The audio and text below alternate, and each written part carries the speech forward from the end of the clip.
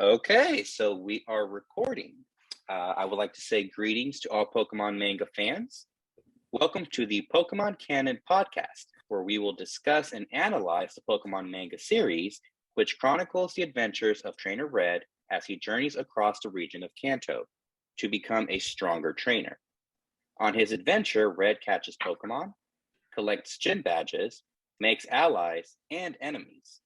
Join us as we take a closer look at the overlooked origin story of Trainer Red and his Pokemon adventure.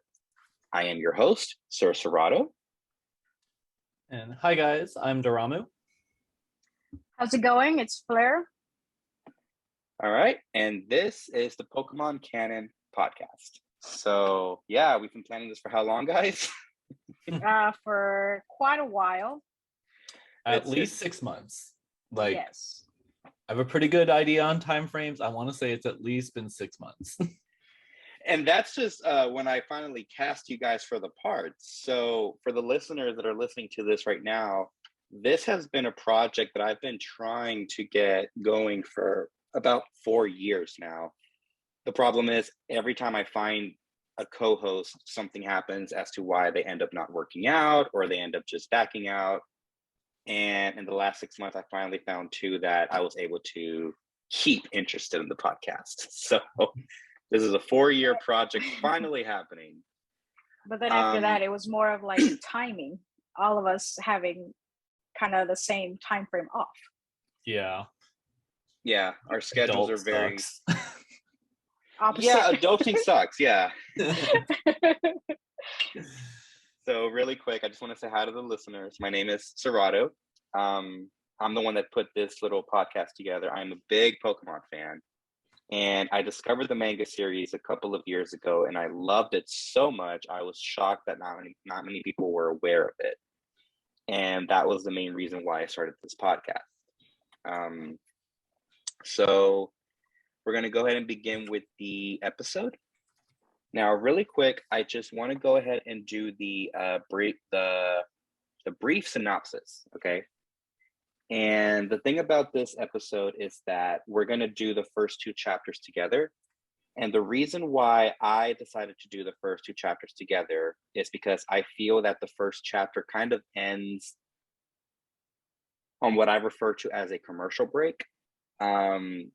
If the chapters were an actual TV show, I feel like where the first chapter ends, that's where you would see the who's that Pokemon, because commercial break. Yeah. And I feel that the second chapter kind of feels like the second half of the first episode. I don't know how you guys felt about that. Do you guys agree, or do you guys feel that they make sense together? I feel like they make sense together. Yeah, they make sense together. But but you can see where if it was the TV show, it would cut itself off, and then it bring you that preview of stay tuned for next week or whatever their little slogan would be. Yeah.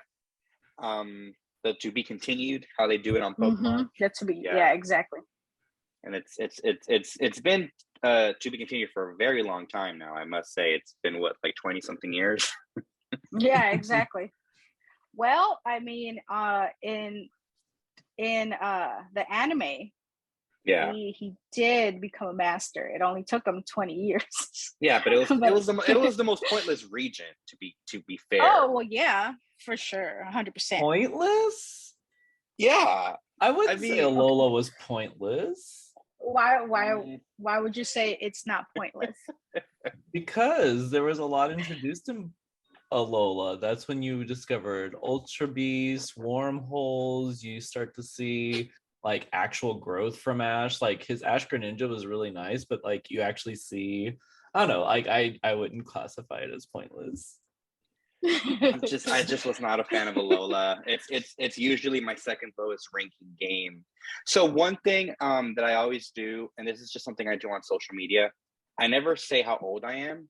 I always just say the year that I'm born, because depending on when you're listening or reading a comment that I comment, you can just do the math and figure out my age. So I'll just say that I was born in 92. So whatever year it is you're listening to, that's how old I am now. So I was born in 92. And also, I don't get older. I've always said that I level up. So But do you work, get wiser? I mean, I get experience points, but Okay. I'm not gonna lie, there was a good 2-3 years where I wasn't getting wiser, but we're past that now. I think everybody reaches that stagnant age that Ash is in, where you don't level up. yeah. Oh but, God. The journey still continues. Do you guys watch The Nanny? The Nanny? No, with it's Fran, been a while. Yeah, yeah. I mean, I haven't seen it in a couple years. But what I was getting at was that on the nanny, she never says her age. I think she's always 30 years old. And it's a running gag that they never reveal her age, and it's a funny joke that I kind of want to do that when I'm older. I'm gonna say, oh, I'm 30 no matter how old I am. I'm always gonna say I'm 30. Well, and now that you mentioned the Golden Girls, Blanche in that show is always 42. Yeah. Is she really? Yeah. Yeah, she's always 42, no matter how old she gets or how many birthdays she has, she's always 42. So I'm gonna go ahead and start the synopsis, okay? When Trainer Red loses his first ever Pokemon battle, he seeks out Professor Oak in hopes of learning how to become a better Pokemon trainer. A misunderstanding leads Red having to clear his name of being a Pokemon thief, which causes Red to inadvertently bond with a troubled starter Pokemon. And that would be my brief TV Guide synopsis, is what I'm going to call that. Mm-hmm. You know what? I'm gonna call that section TV Guide synopsis. I just know that right now. I'm gonna call it the TV Guide synopsis. Okay. You guys agree with that synopsis? Yeah, that's pretty good. Yeah, that's pretty spot on. All right, so now I'm gonna basically do the story walkthrough. So the story begins with a group of children in a place called Palatown. We see it's like 4 or 5 kids, and they're trying to catch a Nidorino. So, fun fact, Nidorino is the first Pokemon that we see in the manga series. Mm-hmm. There's this little girl, and she's trying to catch the Pokemon, but she fails miserably because she does what Ash notoriously is known for doing. He just throws the Pokeball. And this girl does it. And the ball, like in the art, like it bounces off the head of the Nidorino. And she's just like, oh, it didn't work. And that's when, cocky Red comes in, and he's like, you have to weaken it first. Yeah. Red sends out his Poliwhirl, which once again, Poliwhirl is like the first Pokemon that we see that's owned by one of the trainers. And Poliwhirl uses its water gun. It battles the Pokemon. It ends up becoming this moment where we learn that Red is actually, what's the word? Oh God. Competent? Competent, yeah. So Red is actually a competent trainer. Mm-hmm. He catches the Pokemon, and all of these kids are just amazed with his talent. Oh, Red is so cool. He caught a Pokemon. Red kind of narrates the beginning of the story. He's letting us know that in this universe, these things called Pokemon exist. We have a little picture of a Nidorino, a Poliwhirl, and a Charmander. As Red and the group of kids are walking, Red is kind of like stroking his own ego, and the characters go up to him and they ask him if he knows about Professor Oak, which is the first time that we ever learn about Professor Oak. We also learn that Professor Oak has a grandson who he's been training, and we're kind of getting all these little tidbits of these characters, and Red is just kind of like, I don't need Professor Oak. I can do my own thing. I'm the best Pokemon trainer out there. After that, all the kids part ways and they say goodbye. And I'll give you guys a spoiler alert. We never see these kids again, even though they tell Red, we'll see you tomorrow. These kids are never seen again. They were just there for the intro. Lost. As a good background character does, disappear out of thin air. So I listened to this podcast. They have this term, whenever a character is never seen again, they refer to it as the character is on the island. And the reason they say that is because of the TV show Lost. They're forever lost on the island. So I kind of want to use that same terminology for this podcast. If the character is ever gone for good, we'll say that they're on the island. So all these kids, they go to the island, and Red is kind of just not doubting himself, but he's wondering what makes Professor Oak so great.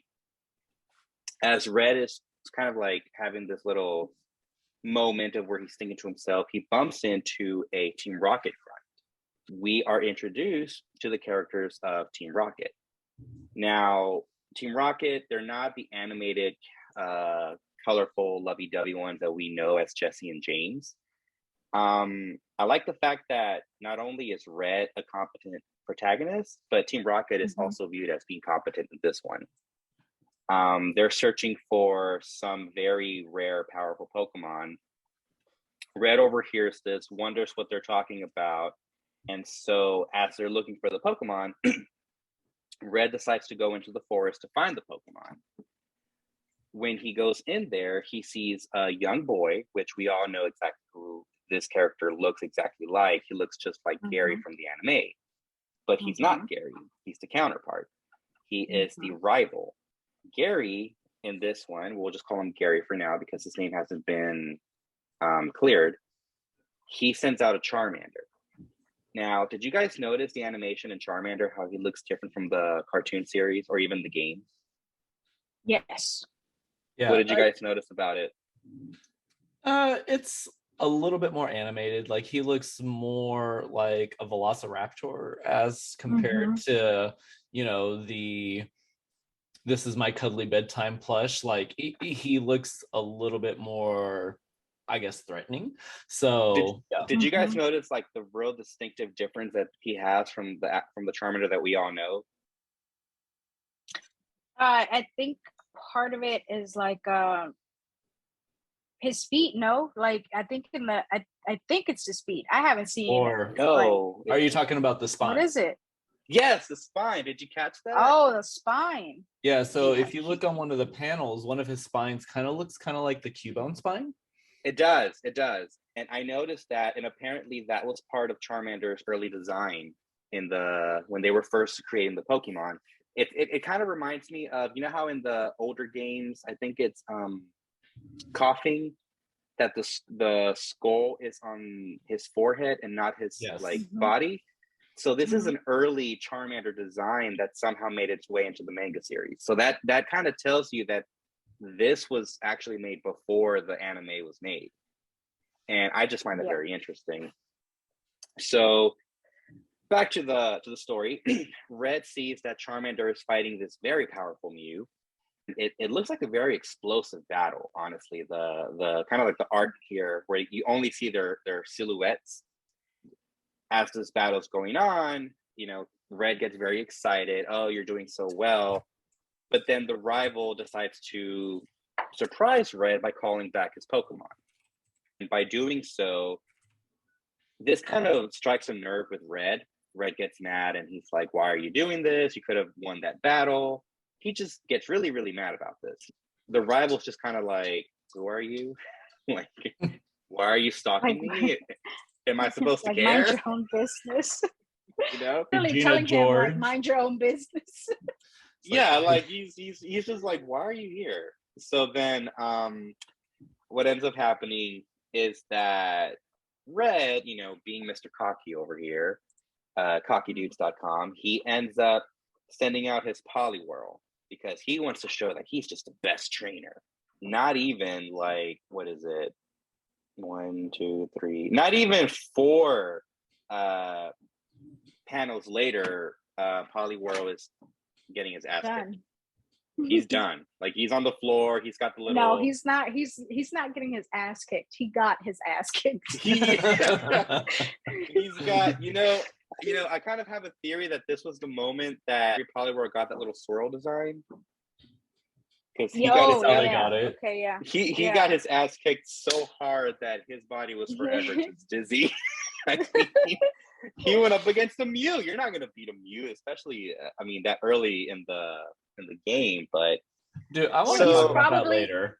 Like, Yeah, I want to talk yeah. about power spikes and everything later. Like, I've got a whole list of things I've noticed as far as that goes. I'm gonna bring some shit up. Oh yeah, I have those ready for the conversations.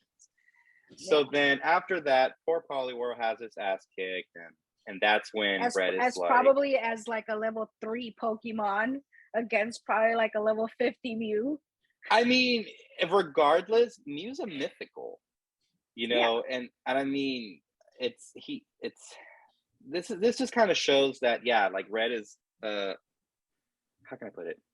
Red is good at what he does, but he's also very foolish, and I kind of like that right away, that we get that side of Red. And I like how in this scene at the same time we kind of get a different sense of who the rival is. The rival's a little more savvy, but he's just kind of a douche, honestly. A douche in a "you're so not worth my energy" kind of way. Just kind of like that really popular kid in school that we all hated because they were popular and they knew they were popular. And I didn't really get that. It was, I've always been a firm believer of sink or swim. So everything I saw was like, you know, tough love. It's like, dude, did you not see me? Did you not see me fight that thing? Like, if you saw me fight, I can't do it. yeah, it's like, you should have known that I saw something and you should have backed up. And you know, you need to take this as a teachable moment. Like, you got your ass handed, and pick up the pieces and keep going. That's how I took it, because, you know, that's something that by this point these children had never seen before. So, you know, they should have definitely been like, yeah, something's up and we need to take a moment to reflect. I think the reason I see it that way is because as he's walking away, he has a little little quotation marks. Do you see that? Oh yes. I guess so. Yeah. I guess so. Remember that. Yeah. Like he tells him, like, remember that. Yeah. Okay. I guess I could see the smugness right there. He's like pathetic. You know? So he's just a little smart. But I love him, honestly. I love his character in this. So after this happens, Red is just completely shocked. He can't believe he lost the battle. All he ended up doing was scaring off the very rare Mew. If only Red knew what he had done. Team Rocket kind of sees that he's the reason why Mew got away, so they end up leaving and they're angry about it. So then this is kind of the ending of the first chapter, and this is kind of how I feel that it just transitions perfectly into the second chapter. So the first chapter ends with the characters at Palatine, with the Red at Palatine, and he goes to Professor Oak's research lab, and there's this kind of like a dramatic moment where he's talking about this mean old geezer, and he wants to go inside to become a better Pokemon trainer. So he rings the doorbell, he goes inside, and when he goes inside the very empty Pokemon, I guess it's not a Pokemon center. Where does Professor Oak live? Pokemon lab. He works in a lab. The Pokemon lab. His Thank you. Yeah. I mean, is it just me, or is the animation of the Pokemon lab a little bit creepy in this one? It's a little creepy. Like, it looks. Have you guys ever seen A Quiet Place? Yeah, that's the vibe. That's the vibe it gives. You know, like abandoned. Looks kind of dusty, right? But yet, like, you see the picture and you're thinking dust everywhere. Compared to like the anime in the game, where it's like, you know, Oak's got all these aides who are helping him out. Like, there's no one working here. This is obviously middle of the day on a Tuesday, and no one's here. Exactly. It's just an old guy, an old science guy who clearly doesn't have time to be dusting anything. Exactly. You know, just working in the lab. Like, that's not his priority. That's his like afterthought. And that's what really kind of like caught me off guard, because in the anime series, I kind of get the feeling that it is just him in the cartoon, but it's very lively. I mean, of course, later on he gets Tracy, but even in the video game series, he has those two aides that are with him. In this one, it just looks like this abandoned building where, you know, something happened. Like, I don't know. I almost get the feeling like Pokemon experimentation goes on around here. It just has that creepy vibe.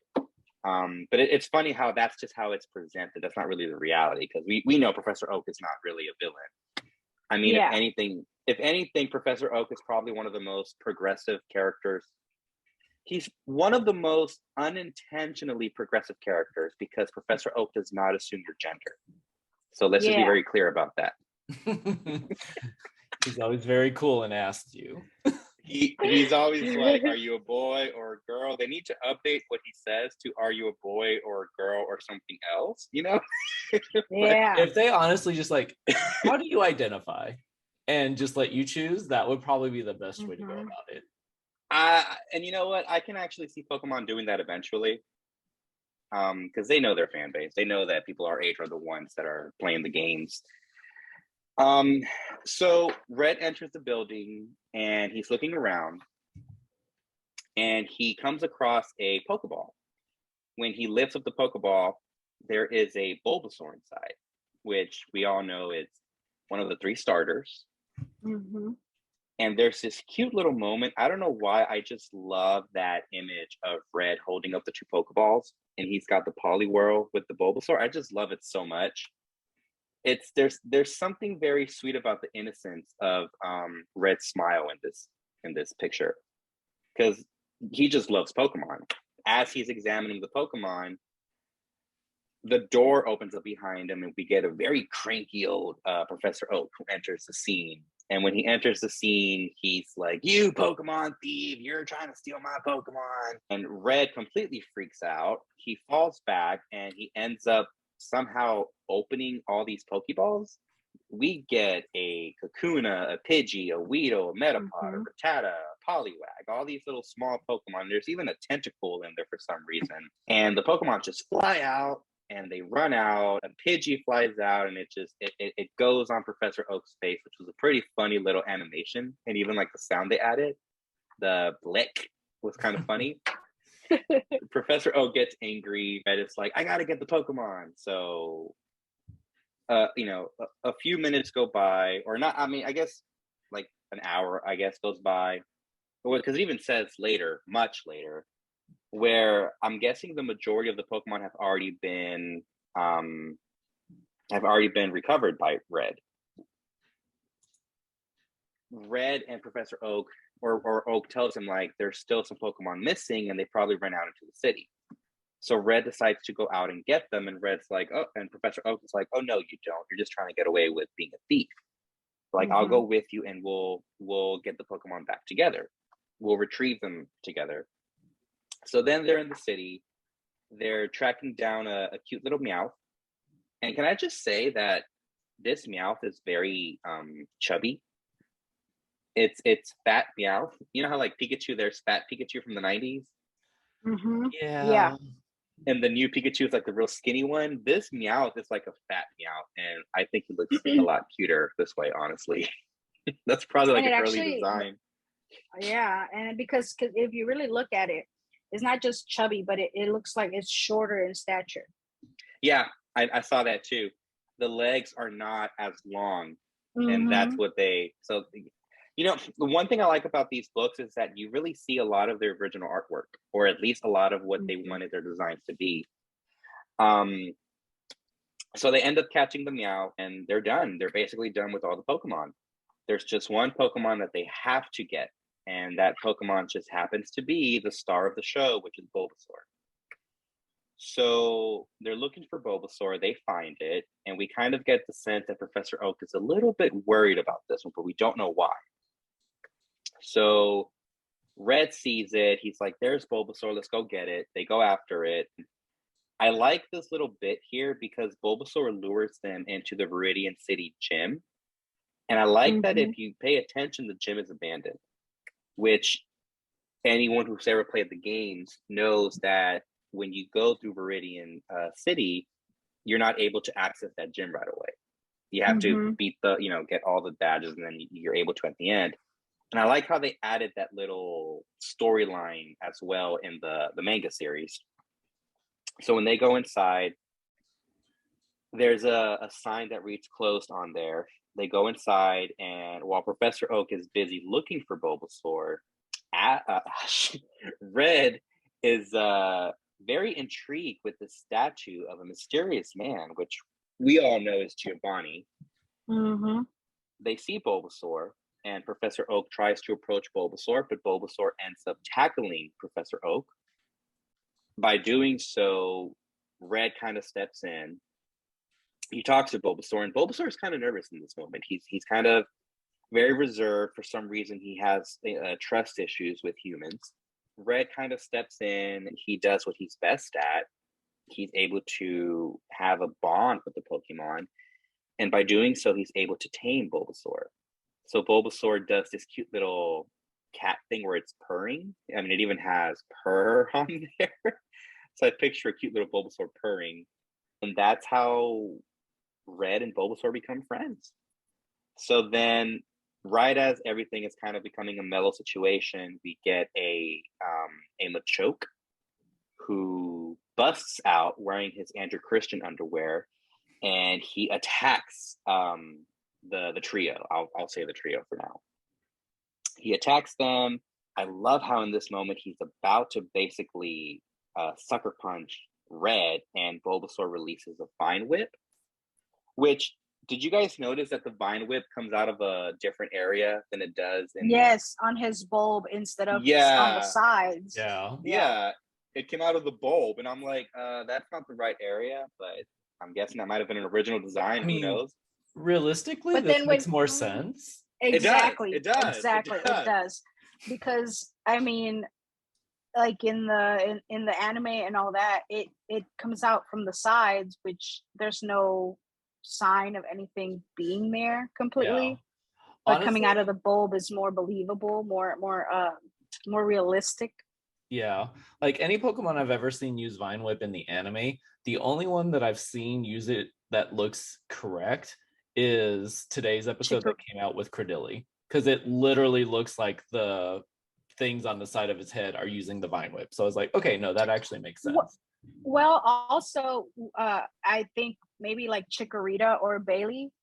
Chikorita makes the most sense. I love that. Yes, because it's always little bulbs, right? Yes, around its neck. But then when I look at it and I'm thinking about it now, it's like, okay, so if you use Vine Whip, when it uses Vine Whip, it only has two whips, right? So what are the rest of the bulbs for? I've wondered that myself too, actually. Does it just have like multiple whips all over its neck? I know, and if you do, why do you only use those two?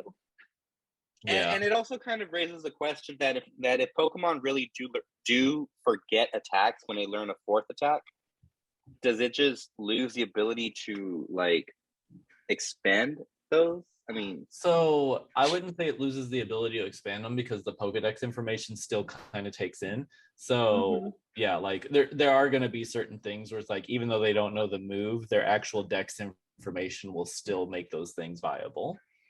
Okay. Because like Meganium, I think Meganium is the one that majorly uses those things to like actually move and gather energy. Yeah. Yes. Yeah, it does. And I've heard this theory before that the Pokemon don't actually forget the moves. They're just only allowed to have 4 attacks if they're entering a Pokemon League. Yeah. And that's a theory that I've heard, which, I mean, I like the theory because it does kind of answer a lot of it makes sense, yeah. But yeah, I like how in this one Bulbasaur releases the Vine Whip from its bulb. And I really like how they drew the excitement in Red's face on this one. Like, he even turns around real excited to tell Professor Oak about this amazing thing Bulbasaur did, but Professor Oak is kind of on the corner, and he's just kind of like, he's done. It's Poliworld all over again. He's just done. And Red, I really like this part right here because it's kind of funny how there's this epic battle going on behind, and Red is just kind of like thinking to himself, but there's like all this chaos happening behind him. Machoke ends up attacking them. Red backs himself up into a window, and I guess there's a bunch of little holes. There's like little holes cut through the vines, the lights coming in. Red kind of puts two and two together. He figures out, well, Bulbasaur has a bulb on its back. I'm going to open up the blinds, let the sunlight in. By doing so, he's able to somehow unlock a 2-turn move in which Bulbasaur releases a very powerful solar beam. The solar beam attack ends up taking down the Machoke, and Professor Oak is astonished with Red. He asks, how did you know about the attack? Red kind of says that he figured it out because sun, plants, a bulb, it was kind of just an easy thing for him to put together. I like how Professor Oak is kind of like, you just figured it out. And he starts laughing like he's laughing because like we could have died, but you figured it out, so we lived. Like it's just, I guess he's laughing because he knew how close they were to dying. And I like that. But how does he really know when he was just passed out in the background? I mean, he probably just woke up and was like, what the hell's going on, I mean, have either of you ever like actually passed out? Because I have. Once, twice when I gave blood, but that was my own fault. Yeah. I literally got up way too fast, and next thing I knew, I was just laying there like, okay, cool. Somebody bring me some cookies. No, when you wake up from being passed out, you don't know what the hell's going on. But I mean, I guess he was more conscious than we were. So then this is how we go into the ending of the first episode, as I call it. So Professor Oak ends up giving Red Bulbasaur. Red is very grateful, but he's like, I've got to clear my name. I was not being a Pokemon thief. He explains the situation. He explains that he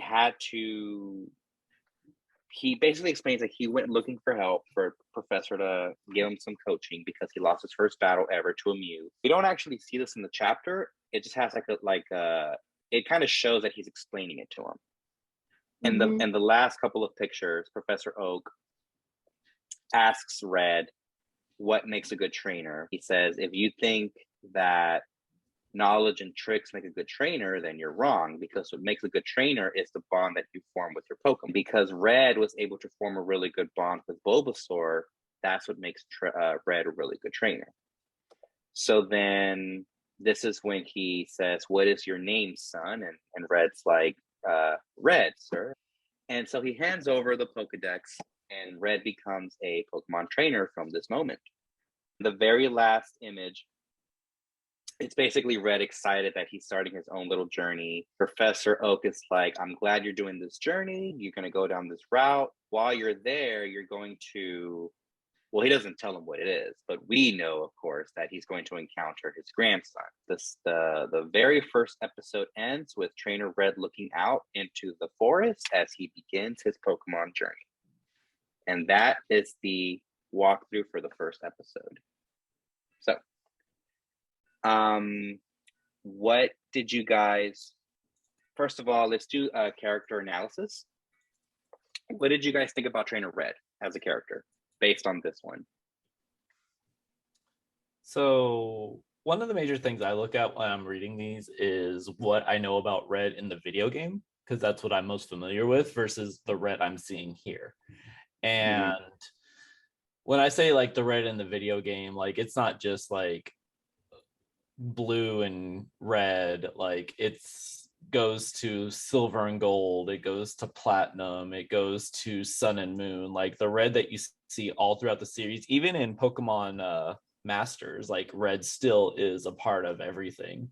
And so the Red that I see there versus this one, it's very cool to see, just because he's very you can see all of his emotions on his face, you can see everything that he's trying to convey, you can see that passion, whereas like the later it gets, it's literally just the ...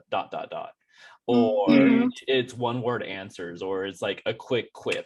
And the most emotion you see out of him is in Pokemon Masters, so it's really cool to see this side of it, just because it's a lot more animated than what you see of him later. And as I'm assuming the story goes on, like we'll see why he gets to that point, but just right now it's cool to see where we're at right now.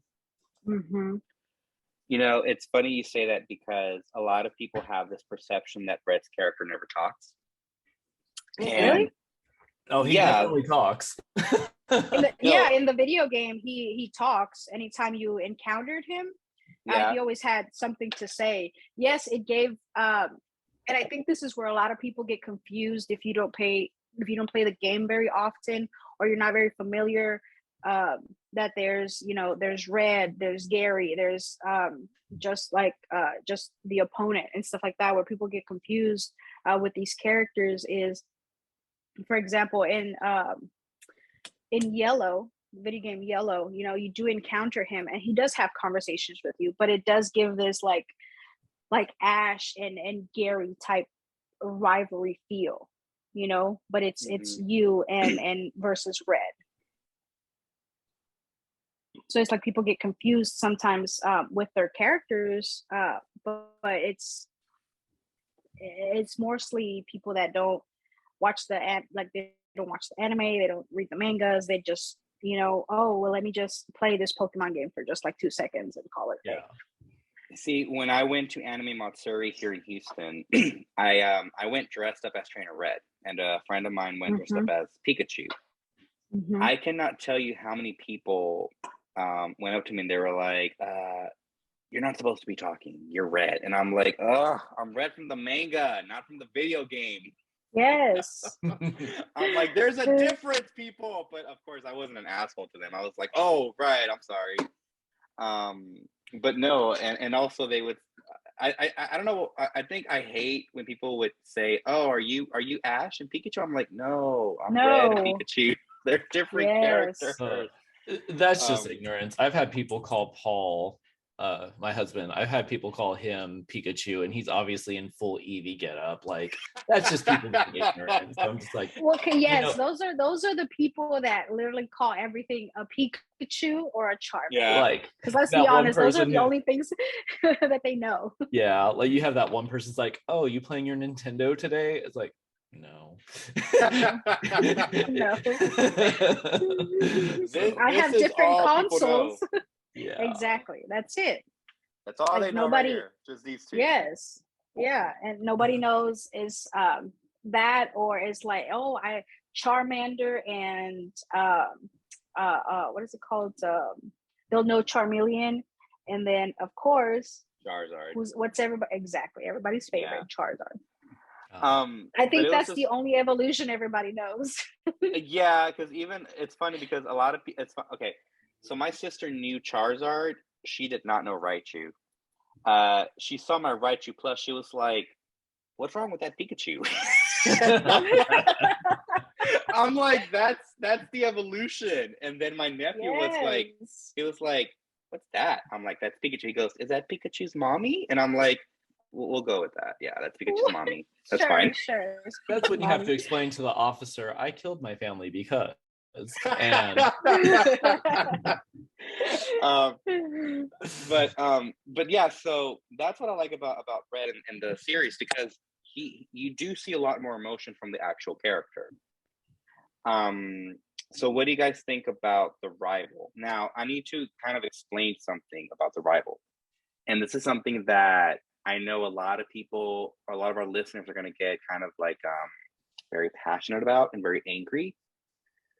So in Japan, the rival's name is Trainer Green.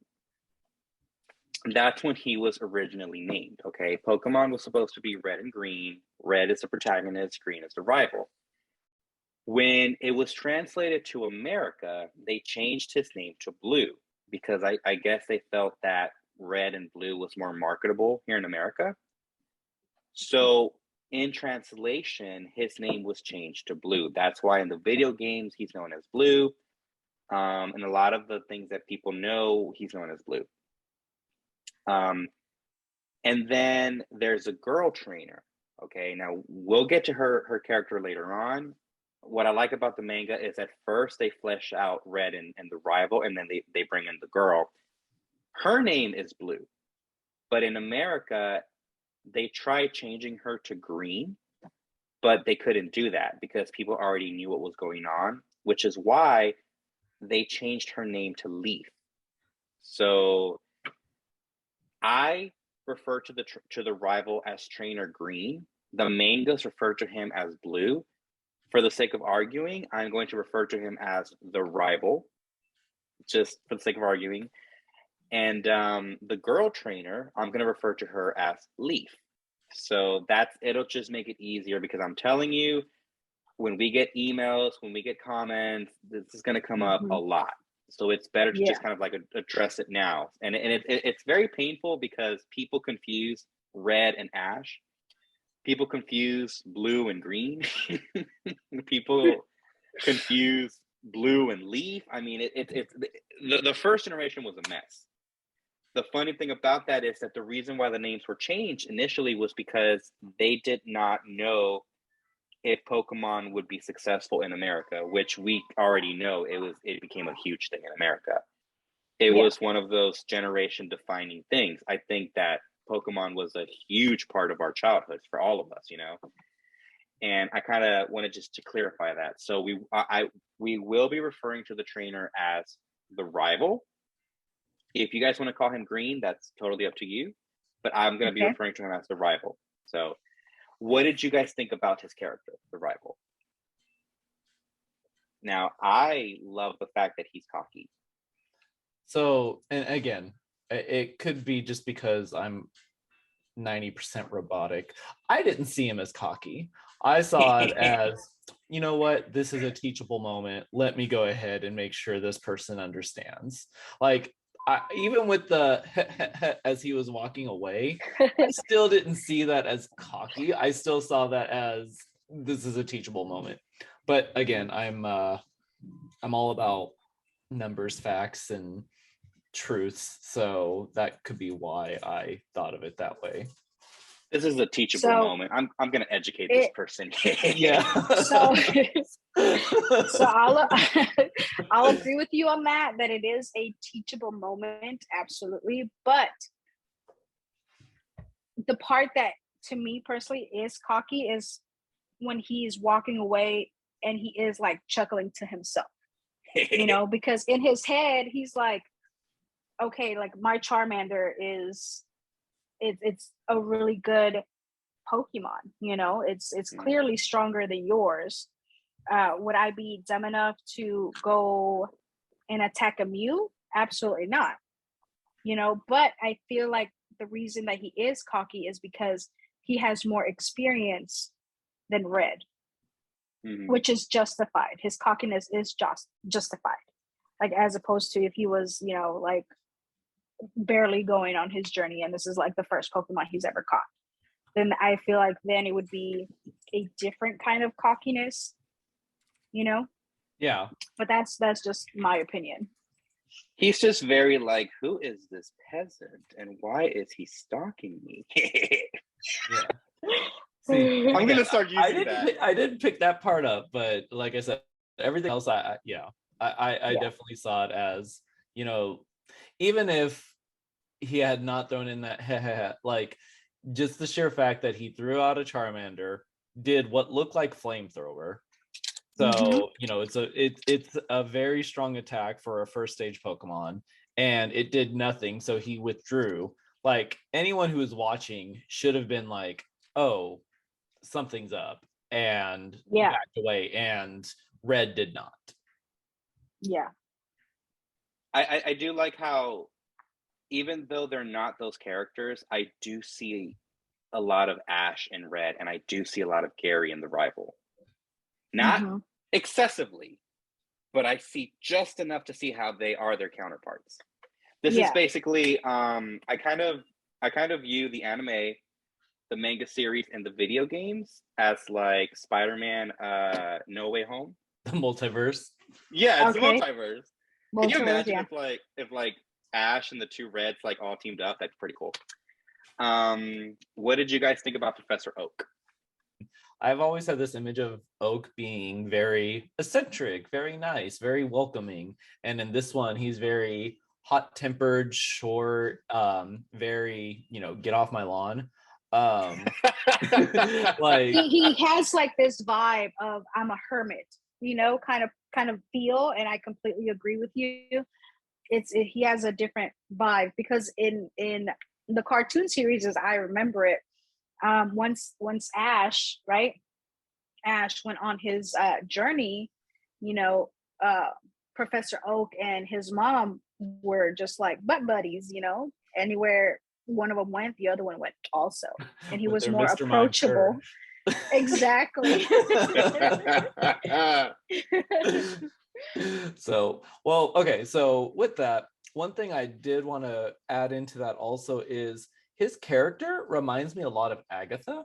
And I don't know if we're like reaching too far forward, but with the way he's acting now, it very much reminds me of how they portray Agatha, not only in the game, but also in the anime, also in Pokemon Masters. Like every time you meet Agatha, the attitude that you see from Oak when you first meet him very much mirrors that. So I kind of took it as like, well, first off, I love Agatha. Like she's got three of my baby on her team. So, but when I saw that, I was like, okay, no, I can see why they gelled. Like they both kind of cranky. They both kind of, so I was for it. Yeah, I can see that, and I think there's I don't know if it's a Pokemon theory or like an actual proven thing. The battle that you see at the beginning of the video games, where it's Nidorino versus Gengar, it's the battle. That's Oak and Agatha.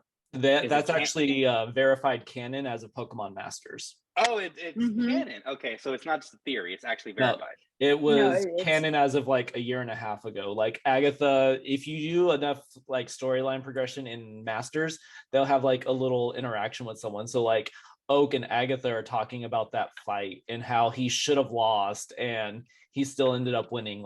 Yeah. Okay, well, you guys heard it on here first. For those who did not know. The battle between Professor Oak and Agatha is canon now. Pokemon canon, brought to you by Pokemon Canon. There you go. Trademark. So, okay. So, what did you guys think about Team Rocket? First of all, okay. Can you guys scroll back to the very first time we see Team Rocket when Red bumps into them? Okay. It's the one where he like walks into Team Rocket and he says oomph, and there's like a vomp above him. Okay. I now understand what that image was. The first time I ever saw that image, it took me forever to figure out what he was walking into. Did you guys have a hard time with that image? Let's see. I'm just what do you mean you had a hard time with it? Okay. I'm gonna try to kind of explain what I mean by this. Okay, you see where the belt is on the Team Rocket grunt? Okay, for some reason, I thought that was like his chest, and then you see where you see where the bubble shows like the top side of his arm. Yeah, I thought that was his face, like a looking face down.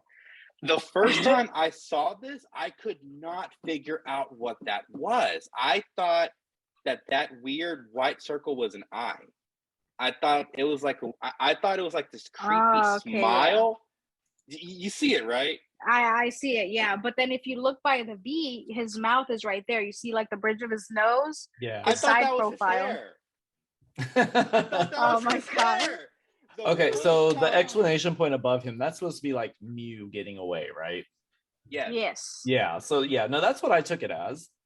Yeah, but I'm just telling you, the very first time that I ever saw that specific picture, it took me like longer than I would like to admit for me to understand. Oh, it's a Team Rocket grunt.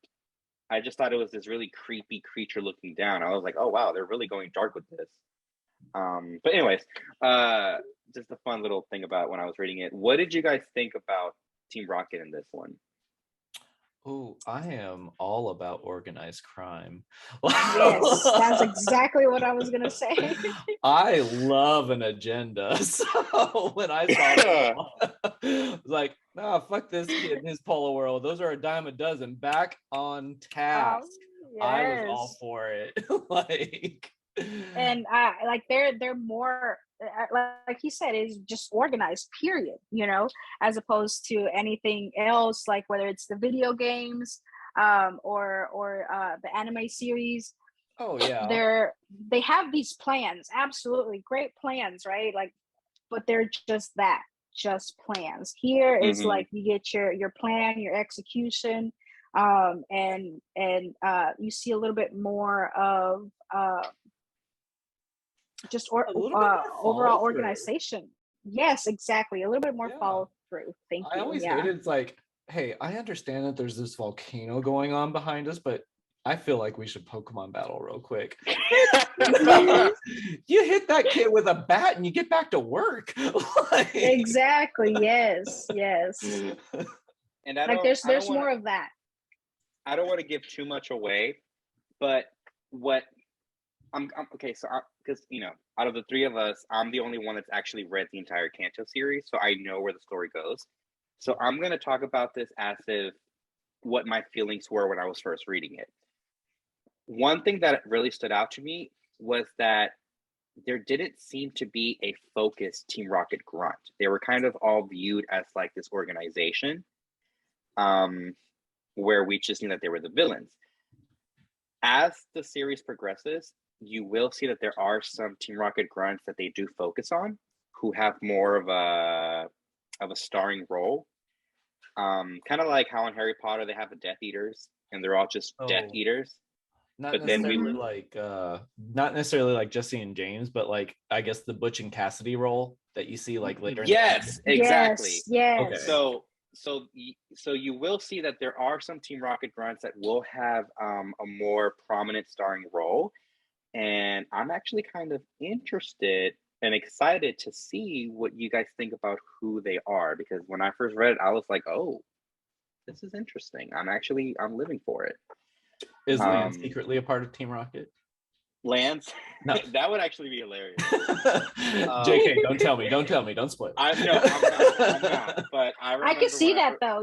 I can see that. After 100%, what I saw him doing that one hideout area, yeah, no, I could see it. So you guys will get there, and I really love Team Rocket. That is the major difference for me for the manga and the anime. That in the manga, I love Team Rocket.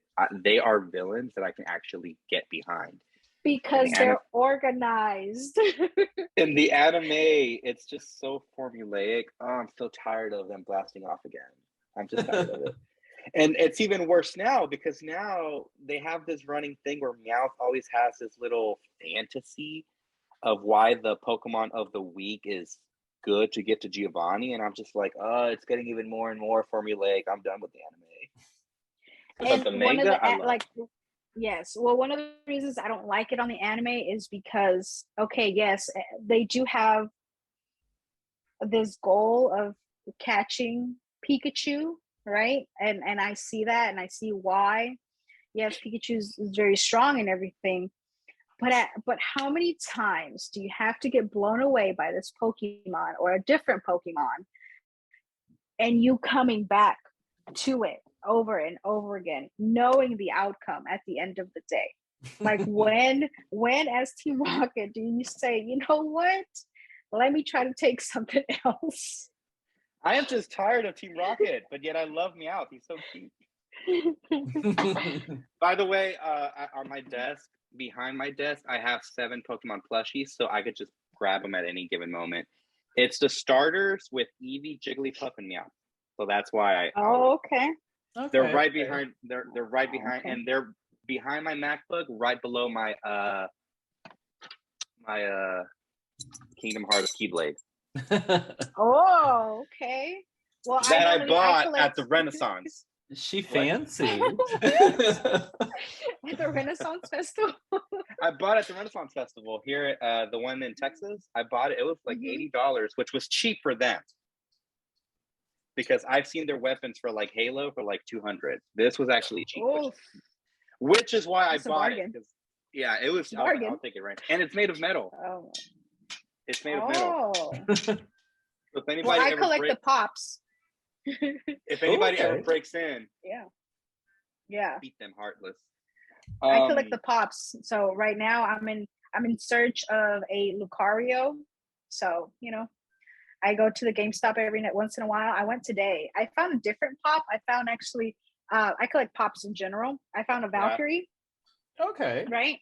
I do also collect Pokemon cards. You just never go wrong with those. And out of one of my packs, I got this little beauty right here. Oh, that's a cute Okay. one. Yeah. I know. I actually have a couple of these, which I just like keeping, but I know that people sell them, and people buy them for like an outrageous amount of money. So.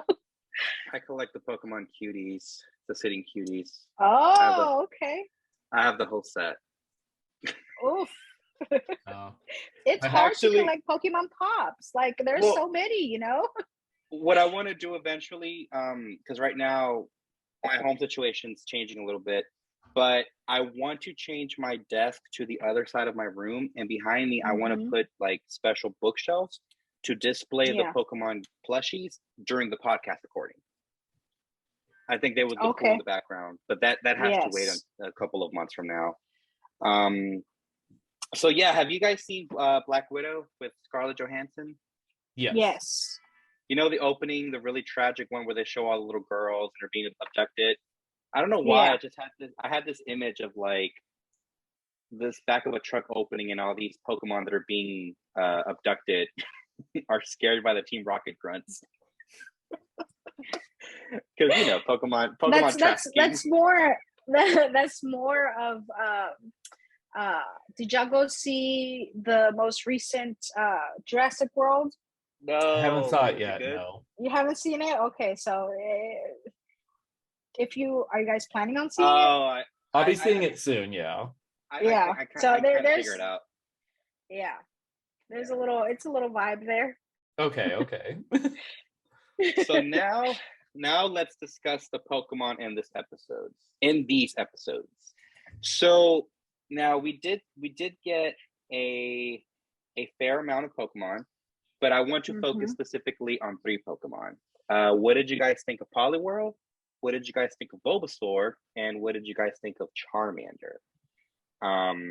Personally, I like the fact that Red had Pokemon before he starts his journey, which is something that we haven't seen in the games or the anime. And I like that it's Poliwhirl, because Poliwhirl is one of my favorite Pokemon. So just knowing that he already has a bond with the Pokemon for me was kind of cool. And the fact that it was Poliwhirl, one of my favorites, just made it so much better. And I love that aspect of it. So what did you guys think? So, okay, what were the 3 Pokemon again? Charmander, Bulbasaur, and who? And Poliwhirl. I'll put it in the chat box. Okay, so as far as the 3, because that was something I wanted to kind of talk about, was a lot of my knowledge comes from the video game. So I was actually looking at like all the Pokemon that were introduced and just thinking about how wild this power creep is. Because when you think about it, like Meowth, normally you see like a level 12 Meowth after you get to Cerulean City. Poliwag, you'll see like a Poliwag and a Poliwhirl on Nugget Bridge. Kuna and Metapod you won't see till Viridian Forest. Machoke, you ain't gonna see a Machoke until like way late in the game, and even then he's gonna be level 28. So the sheer fact that all of these are just in the starting panels is just wild to me, because they should be way later and like at vastly different levels.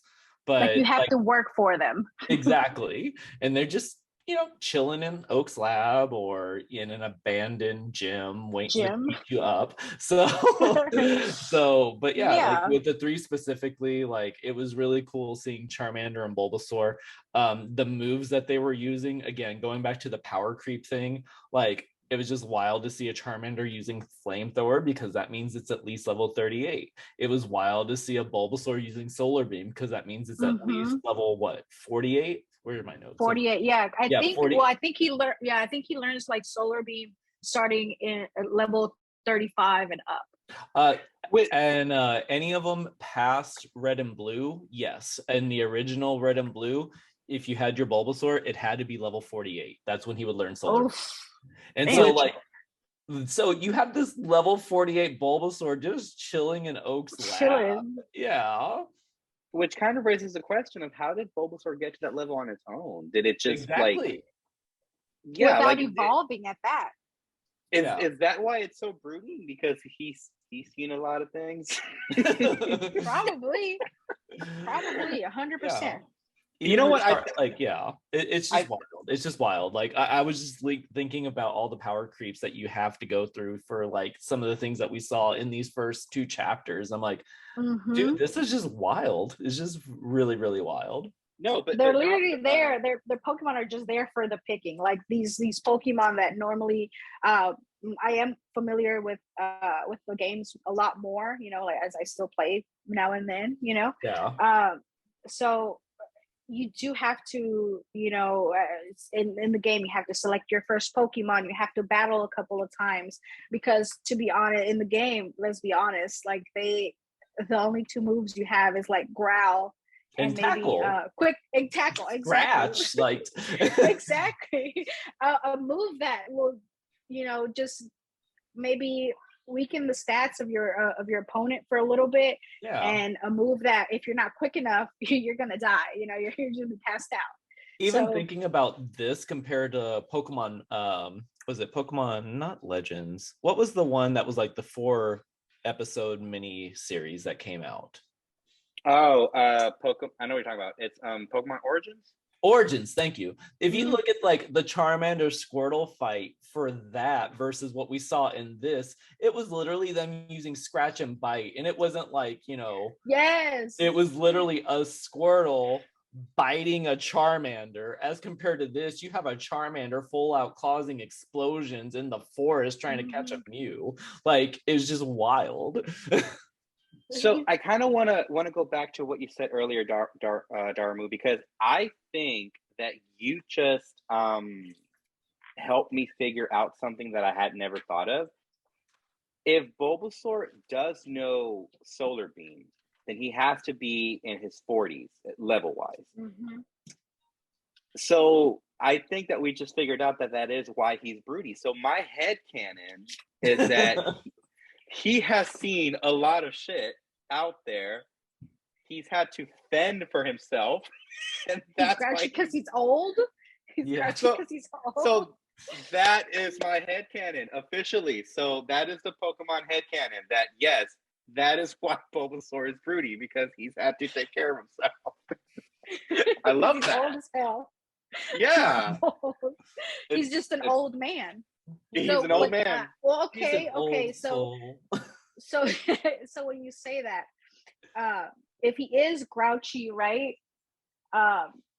Because he is an older Pokemon, you know, it makes a lot of sense as to, and he's probably upset because he's probably never out of his Pokeball.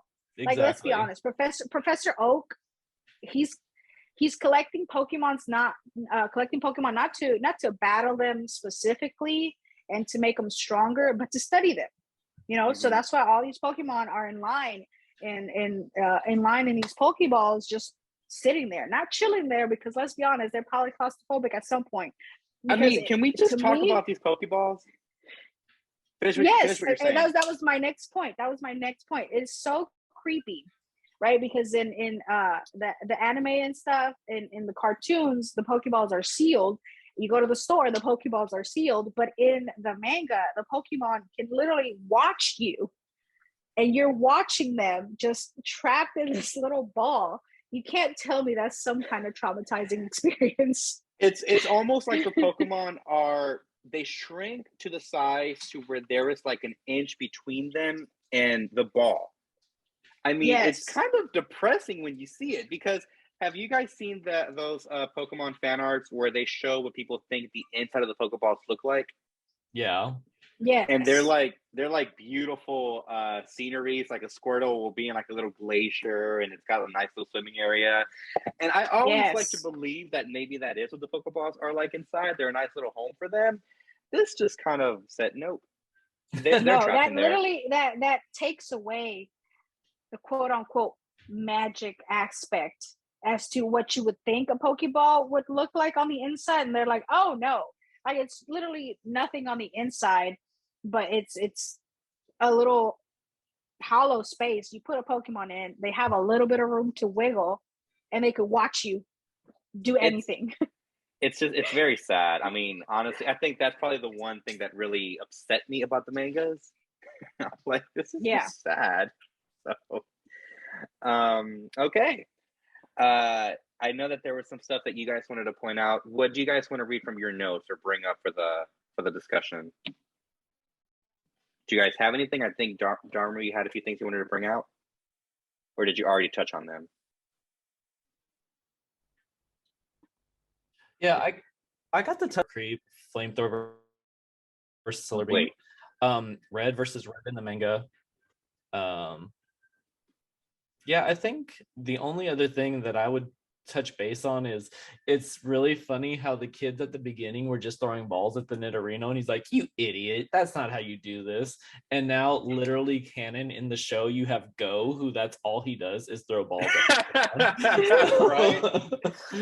So hey, you know, maybe they get lucky, you know, maybe they're like, okay, well, maybe this is it. This is the Pokemon that's just gonna catch. This is the Pokemon that's just gonna catch this Pokemon I want so bad. You just gotta do a little spin before you throw it out. So yes. Hey, it's all about manifesting, you know. Right. I do like how that was like a big Pokemon taboo, just throwing a Pokeball, and now that's how the games are marketed. Yeah. Yes. It's just I thought that was kind of funny. Because it used to be like you throw it, you waste it. Yeah. I mean, I'm not gonna lie, I like the change in it because Legends of Arceus, it was so gratifying getting behind a Pokemon and just pelting backhead. Like yes. Yes, exactly. And it's like cut it off guard. That's the best. I don't have to fight you if I cause a concussion. But let's not forget, guys. Let's not forget the most shocking thing about that game. I'm ready. We learned that it's actually pronounced Arceus.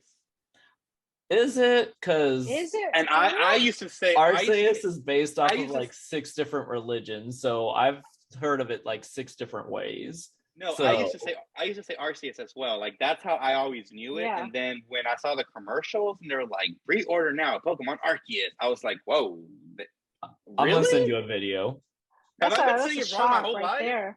I'm gonna send you both a video because like I've heard it 6 different ways, and then I finally had somebody break it down like the 6 religions it's based off of, and so they're like, so in layman's terms, you could say it any way you want. It's based off of 6 religions, so there's no way we can get it right.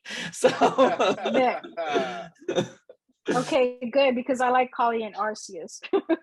Yeah, I like Arceus, but that's just because it rolls off the tongue for me. So, but apparently no way is wrong. We all know it's the big white one. So yeah. Okay. Fleur, did you have any Fleur? Did you have any notes that you wanted to include? No, I think we touched a lot of my quote unquote concerns. Mm-hmm.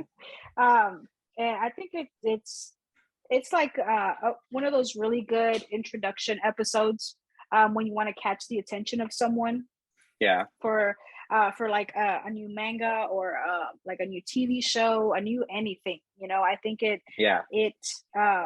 you can really see where a lot of the animation is based off of the manga, where the manga is very like a good, what's the word I'm looking for? Like a good starter, right? Mm-hmm. Your manga is your basic. Okay, this is my thought on this. How can I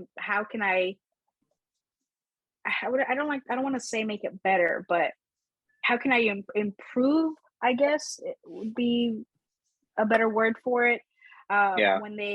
When they decided to design like the cartoon series, right? Like their version of making it better, right? Because everybody has their opinion on whether the animation is better than the manga. Which to me, when people say that, it's like, oh, so you don't like reading?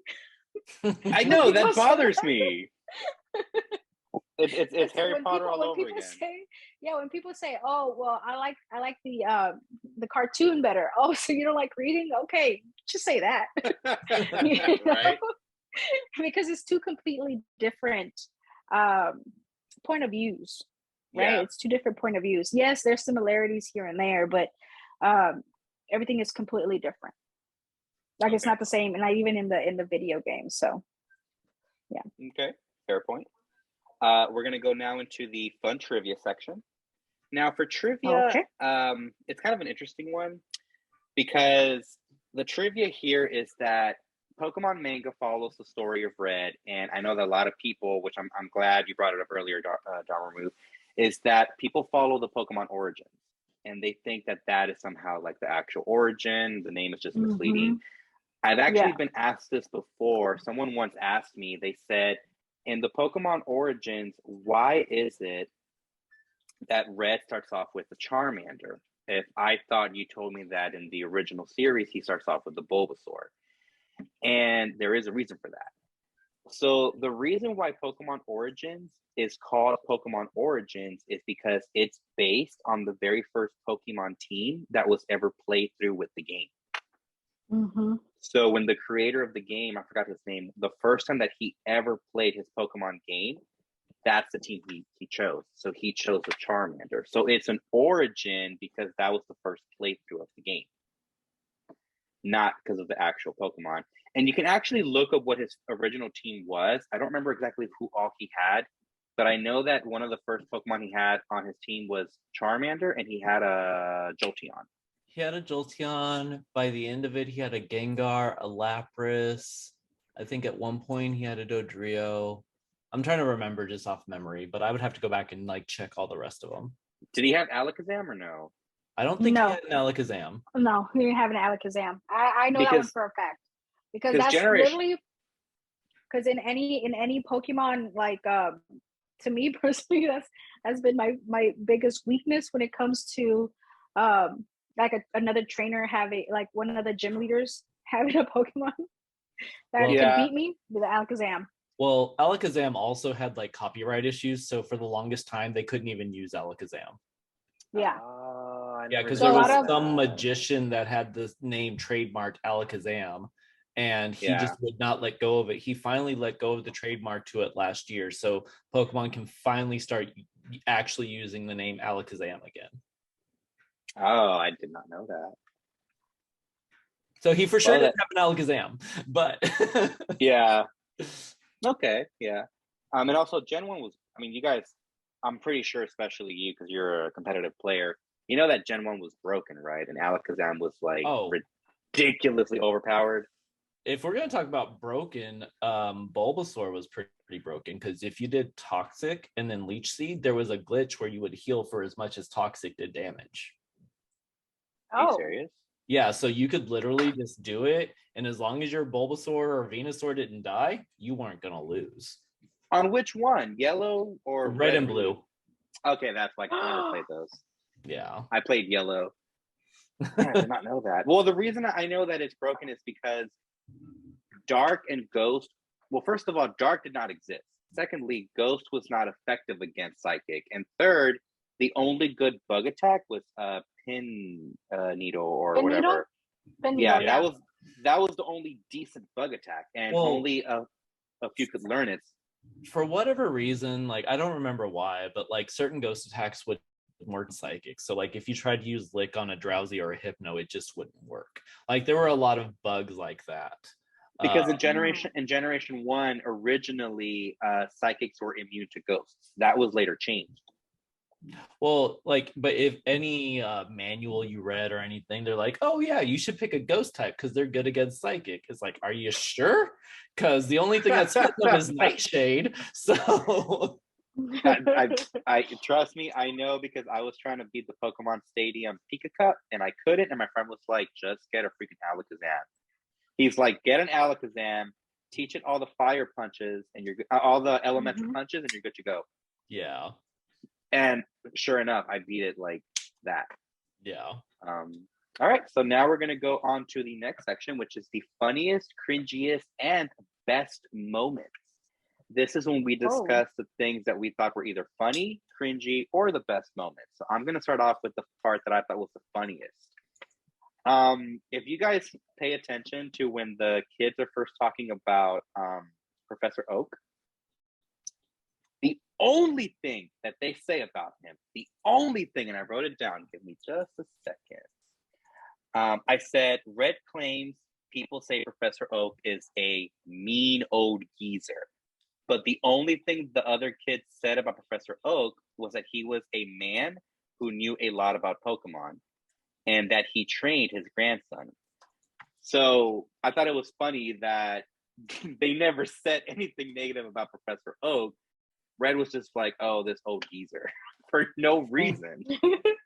Did you guys catch that? I didn't catch it, but I mean, it's pretty funny to think about. I'm telling you, go back and reread what the kids are saying. They never say anything bad about Professor Oak. It's just that he's this knowledgeable guy who raised his grandson. And yet, and then Red's like, oh, this mean old geezer. So that would be my choice for the funniest, cringiest, or best moments. Do you guys have any? I don't know about funniest or cringiest, but like the scariest is when I first saw that Machoke. Because like knowing what I know about like Machop, Machoke, and Machamp, like to see one just randomly come up behind you. And again, like my mind is thinking about power creep. It's like, this is a starting zone. And this Machoke just appeared behind me, ready to jolly jack me. Like I was terrified. Yeah. I liked it. I love that whole battle sequence. What about you, Fleur? Did you have one? Funny, cringy, or best moment?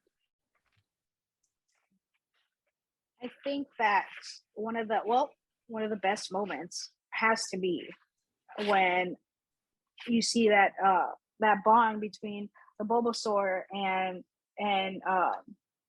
Red, you know, and then of course Professor Oak is just laying in the background, just passed out. Yeah. Like there's just it's like you can't get funnier than that, right? And then he wakes up and he's like, "Oh yeah, I pretty much saw everything that happened," you know. Yeah. And just goes with the flow type thing. Yeah, I like that scene too. Okay, so now we're moving on to the next section, which is the predictions and hopeful storylines. Now, I can't really participate in this one because I know what happens next, but I want to know from you guys what predictions you have and what you hope could possibly happen. Somebody take the floor, so just kind of thinking about like what I know about the video games, because like the anime, I didn't really watch the anime. So the next 3 areas that I would assume are coming up are going to be Viridian Forest, the Pewter City Gym, and Mount Moon. So the main things that I want to see are, honestly, we could blow over Viridian City because that's usually like, you know, oh no, a Pidgey beat me, I guess I need to be better, and then suddenly he's better. So like we can go over Viridian City. I want to see the Viridian Forest. I want to see the Pewter City Gym because like that's going to be an indicator on like how gym battles are going to be taken care of throughout this manga going forward. So if I see an Onyx and an Onyx like legitimately looks terrifying, which it should because it's like one of the biggest Pokemon in the game. Like if I see an Onyx and it's actually portrayed as being terrifying and a threat and, you know, something to actually prepare for, then I'll be happy. And then Mount Moon, a lot happened on Mount Moon. Like that's when you're introduced to Team Rocket for the first time in the game. That's when you get one of your fossil Pokemon. That's where you first encounter a Clefairy, and that's when you actually realize that there are rare Pokemon in the game. So as long as I see like actual things in those 2 areas, I'll be happy.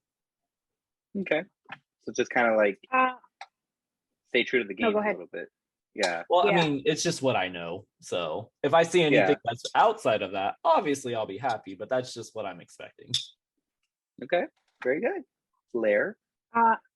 Expecting a little bit more battles, of course. You know, you cannot be any battles, but maybe just a little bit more growth in his part. And of course, just a battle with red and blue in general.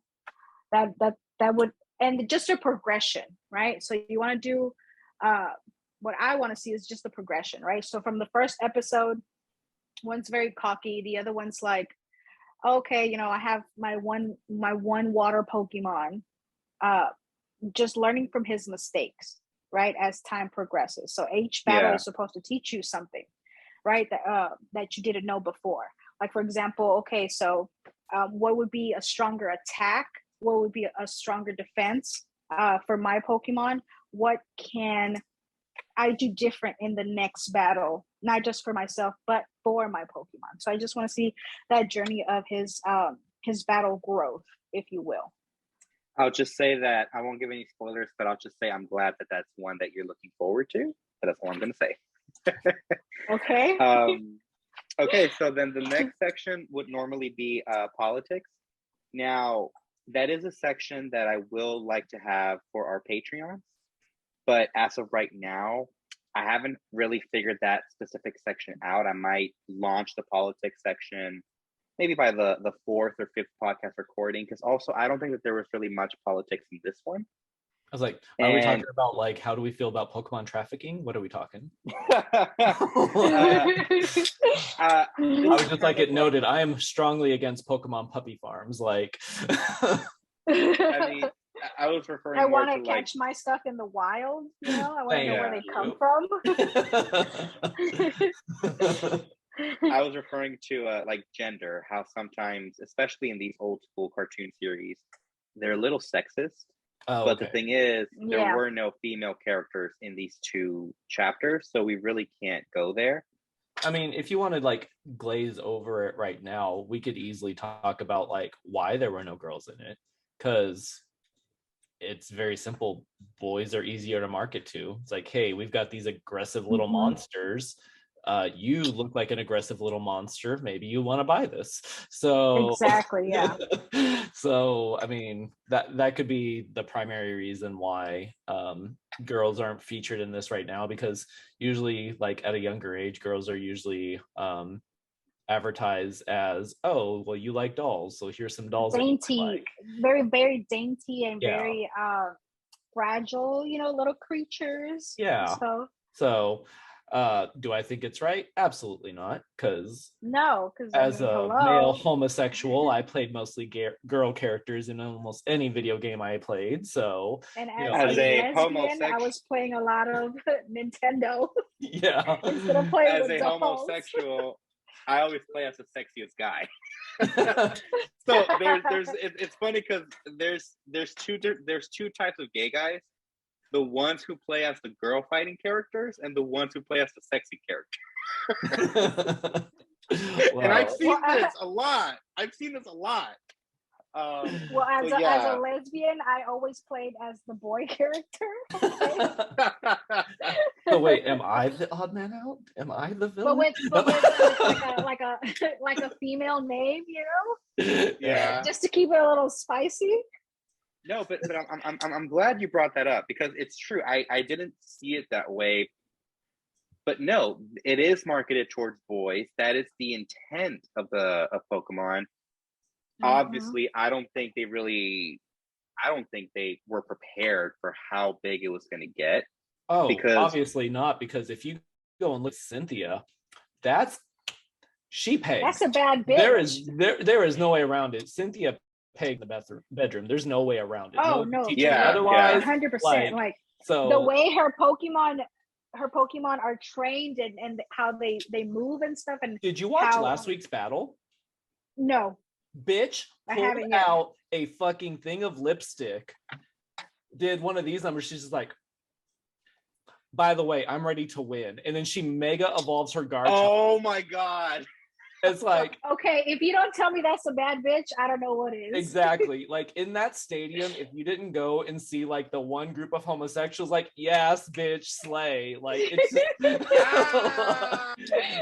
So no, there's obviously a market towards, you know, girls, like, because you wouldn't make a character that badass if you weren't trying to get the female audience. And that's exactly what they did. Like Cynthia is all of that. She's not comedic relief. She is straightforward. Like, no, she's I am straight, the epitome of what could be. She's a boss ass bitch. Like that's what they're marketing her as, and it's working. You know, even with her character, like she's not just a great battler. She's brilliant. She's a researcher. She's looking into lore. Yes. She's trying to figure out the mysteries of the Sinnoh region. Like, she's just all around amazing, and I'm so glad that they put a character in there like that, because it does open up their marketing base, which, as you can see from these first couple, that was not what they initially intended. No, exactly. Like it was just marketed to little boys, and then at one point, of course, the switch, like the switch flipped and was like, okay, well, yes, boys are paying attention to this, but also look at all the little girls that are, you know, out there playing this game as well. And I think that that's when their eyes finally got open, and we got those characters, especially in not just in the video games where you got to choose um, like your girl outfits and stuff. Like for example, Pokemon Go. Oh You yeah, know, it's very diverse. Like yes, it's you still have like just your male wardrobe, but then a lot of the clothes on there is just gender neutral in general, you know, exactly. so you can be dressed as the same thing whether you're male or female. And I think that they finally got into that marketing of holy shit, like there's something here, you know, it's not just a male Yeah, based experience. it's kind of crazy because like they still have some work to go. Like, Oh, um, absolutely. I was talking with Because one it's friend and he was like, how come there's no black hair in this show or in this game? I was like, well, I mean, you're not wrong. So like in yeah. Arceus, I think you could finally have like, you know, different representations of hair and everything. So yeah, like they're going the right direction. It's just it feels like a snail's pace sometimes. I didn't know what you meant by black hair. I was like, what? I Oh, was like, so like, oh, well, no, no, I get it. I get it. I I like get it. curly, you yeah, know, or well, like I even had a red. friend who was like, he's redheaded, and he's like, how come I can't have red hair? And I was like, well, no, they have red. He's like, you know what I mean? Like, I can't show that I'm a ginger. I was like, oh, and I was like, okay. So it's like, yeah, no, like they're making changes. It's just sometimes it feels like it's at a snail's pace. Yeah. I mean, and it would make sense for like a ginger to have a ghost type Pokemon, you know? Yeah. They wouldn't be worried See about their that. souls being snatched up. I knew where that was going. I knew where it was going. I'm just not gonna say anything. No, I had a really good friend, and he was a ginger, and I used to make so many jokes about it. But I kind of want to expand on what you guys said about that because, okay, the whole reason why Trainer, the rival, his name is changed in America was for a sexist reason because they chose to market the protagonist and the rival. There's a girl character, and she was completely dismissed. She is as important as Red and the rival are. Now, we don't get to actually see her character until Fire Red and Leaf Green in the video games. Yeah. Okay. Mm-hmm. You know, when you play as the girl, that's her. That's the girl character. She appears in the mangas.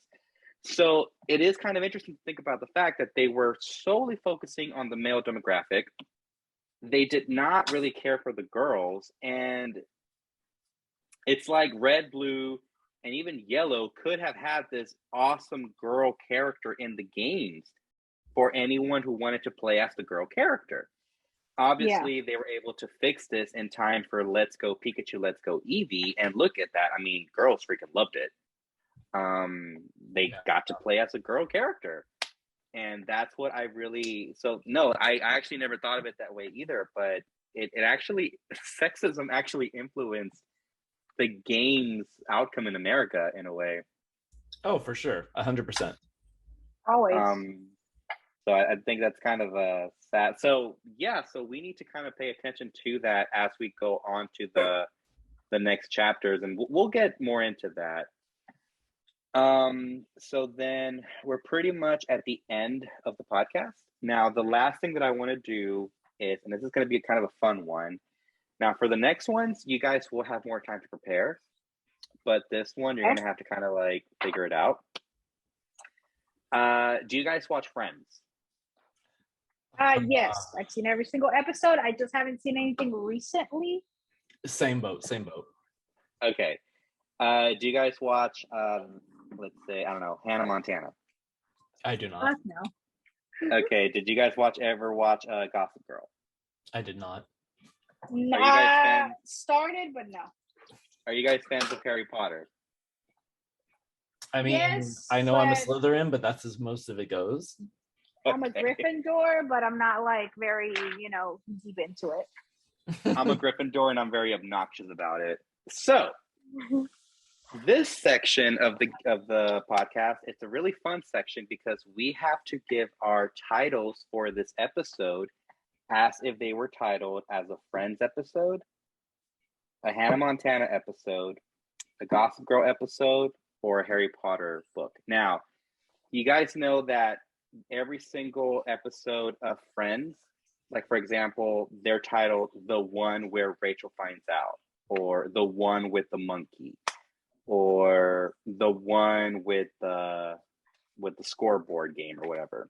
Yeah. Mm-hmm. So if this was titled as a Friends episode, what do you guys think, or how would you guys have titled this one? I would title it The One with the Pokemon Thief. The one with the what? With the Pokemon Thief. Thief. Okay. I would probably say the one where the plant fixes everything. Okay, I'm gonna be very, very simple, right? Very simple. Yeah. The one where they meet. The one where they meet. Okay. Oh, I like that. I like that. It's straight, it's to the point. You know what happens. It could be interpreted multiple different ways. I like that. All right. So now let's do Hannah Montana. Their episode titles. Hannah Montana. Their episode titles were always lyrics from songs. So like I think they had one called Smells Like Teen Sellout or something, like Nirvana. Okay. So if you guys did an episode title, so if you guys did one for this one that had like a lyric of a song, what would you guys do? I'm gonna you can think of anything. Yeah.